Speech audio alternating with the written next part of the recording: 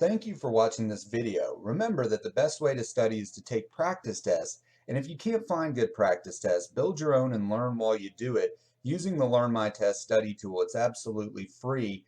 And check out the link in the description of this video to take a practice test that I made using the Learn My Test study tool.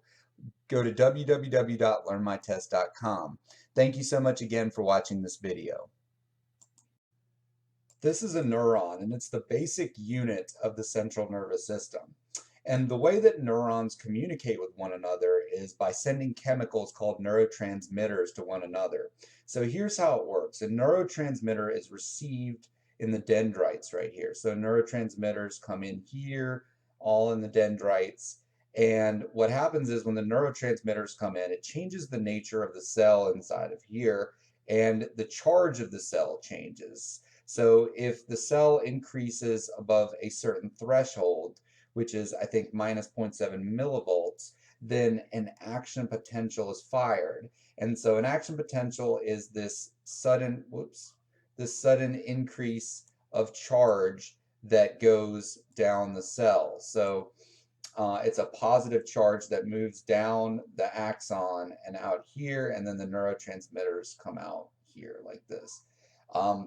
These little yellow things right here are called myelin sheaths, and they look like wrap like around the axon, and what they're for is they help protect the axon, but also one of the things that they can also do is increase the speed at which the action potentials fire. So some neurons have really thick myelin coating, and those neurons can send signals a lot faster than other types of neurons that have very thin myelin coating. And there's a disease actually called multiple sclerosis where the immune system actually attacks the myelin. And so when that happens, like I said, it leaves the neurons susceptible to damage because like the myelin protects the neurons, but also it can affect how quickly and efficiently the neurons can send signals to one another. So I'm going to go quickly and talk to you guys a little bit about the action potential. So this is what this is what the charge looks like at resting state of an axon. So it's all negative inside the axon and all positive outside the axon. Now here's what an action potential looks like. There's a positive charge that moves into the cell, and then the positive charge moves out, and it goes back to negative again, and it keeps doing this throughout the whole cell until it gets to the end. And then when it gets to the end, the whole axon's negative, and this pushes the neurotransmitters out here into what's called the synaptic cleft. And so I'll show you that real quick. So this is the synaptic cleft here, and the neurotransmitters will come out into the synaptic cleft. And there's a few things that can happen. Whoops, I'm skipping ahead of myself. So there's a few things that can happen. The neurotransmitter can get received by the dendrite of the receiving neuron in a receptor site. So hopefully that will happen. If not, the neurotransmitter can just float away, and that can happen. Or the neurotransmitter can get taken up by a protein and broken down, and that's called enzymatic degradation. There's also these helper cells called glial cells, and the glial cells help build, part of the nervous system. They also help make repairs to the nervous system. And a glial cell can come, and if one of the neurotransmitters floats out here, can grab it and use it to build something else. And if that doesn't happen, then another thing that can happen is the neurotransmitter can actually go back into the sending neuron. And when that happens, this is called reuptake. So again, reuptake is when the neurotransmitter goes out, it doesn't find a receptor, and then it goes back into the sending neuron. And I'll talk more about that when we talk about selective serotonin reuptake inhibitors and depression.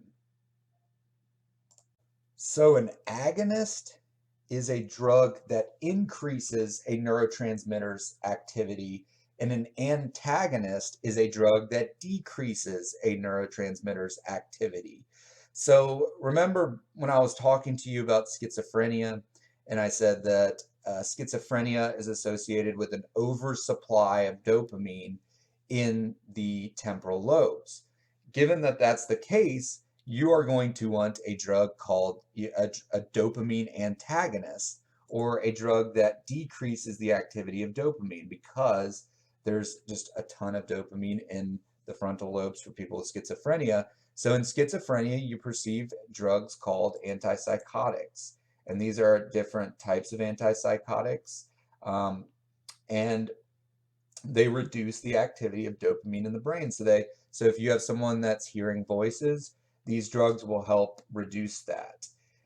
What do you think might be problematic side effects of dopamine, given that dopamine is these drugs reduce the activity of dopamine? Well, let's go back and look at, what dopamine does. So you could have people, a lot of times people that are supposed to take antipsychotics because they're having these really problematic symptoms with hallucinations, delusions. They don't want to take their medication because it lowers their dopamine activity, and so they have trouble feeling pleasure. They may have trouble learning or focusing. And actually, there is a condition called tardive dyskinesia that can happen from taking antipsychotic medication, and it affects voluntary movement. And if someone continues to take it, it can cause permanent damage. Some of the side effects are irreversible from tardive dyskinesia.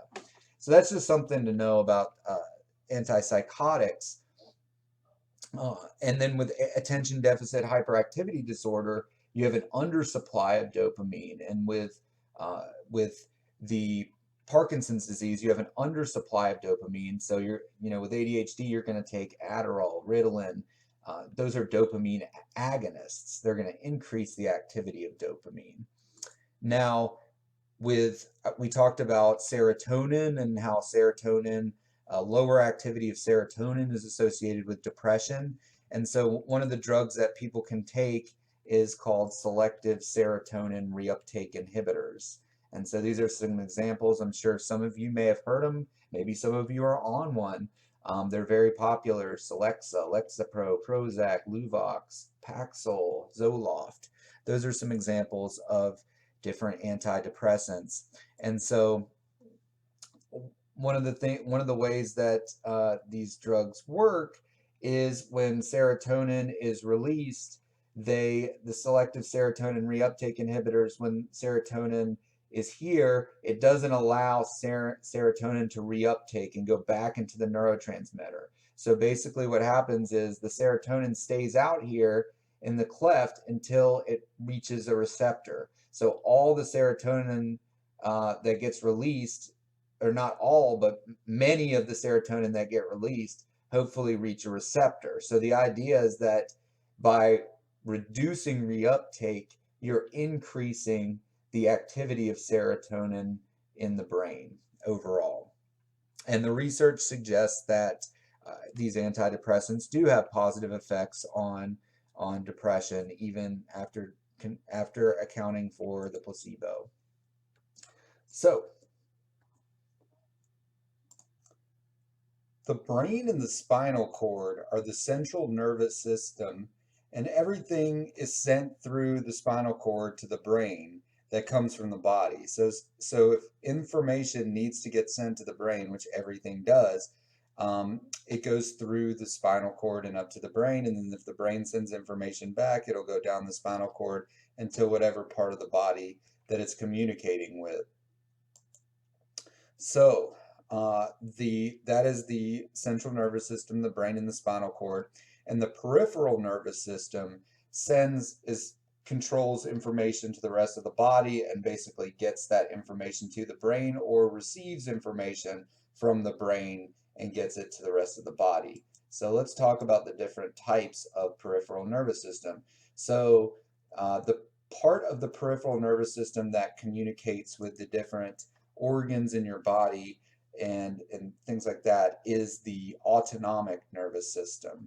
And the autonomic nervous system is made up of the parasympathetic nervous system and the sympathetic nervous system. And the parasympathetic nervous system is the relaxing nervous part of the nervous system, and the sympathetic nervous system is the arousal part of the nervous system. So let me explain this in using an example. So the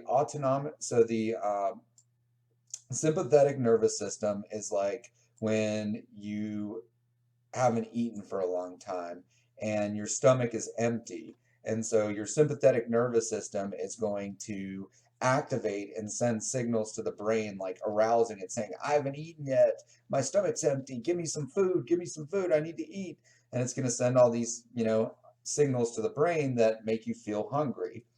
And so eventually you'll hopefully decide to eat, but maybe if you don't eat, you're still getting, your sympathetic nervous system is active.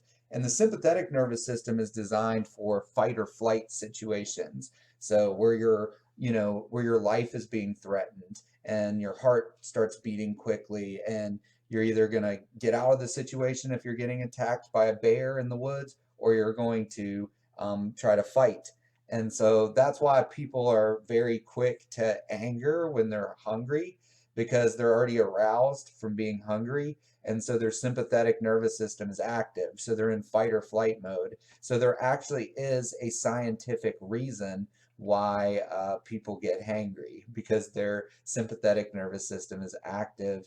And also, when you feel anxiety, your sympathetic nervous system is active, and some people get, stomach cramps, and they can feel nauseous when they are anxious, and the reason is because the sympathetic nervous system turns off your digestion, and so when you do that, it can cause stomach issues.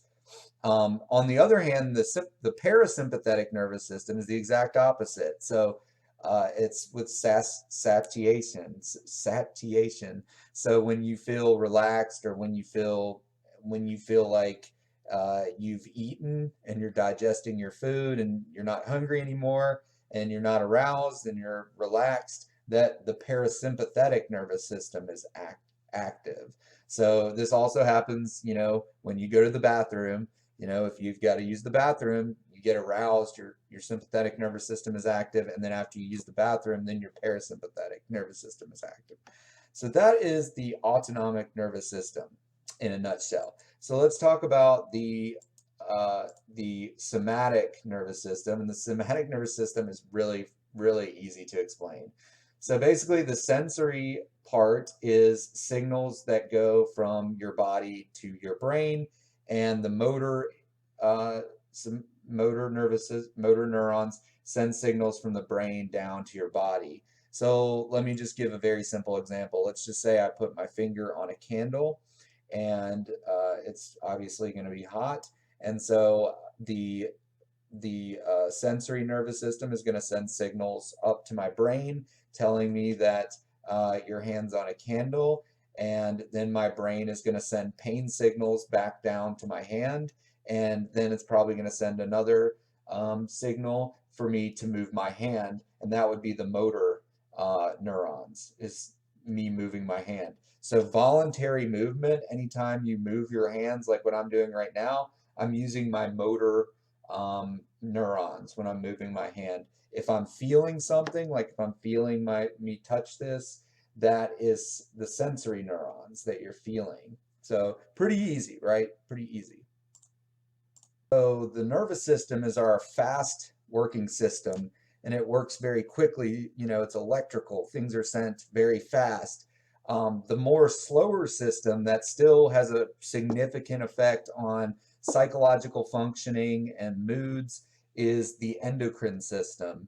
And the endocrine system is made up of glands that are displaced here throughout your body. And these glands secrete what's called hormones into the bloodstream.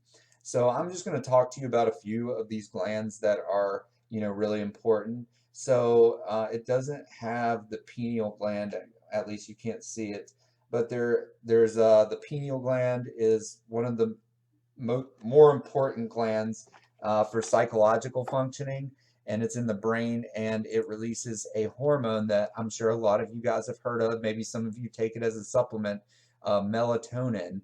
And melatonin is released, is responsible for helping you regulate sleep and knowing when day and night is and things like that. And so in a dark room, actually, your brain releases melatonin naturally.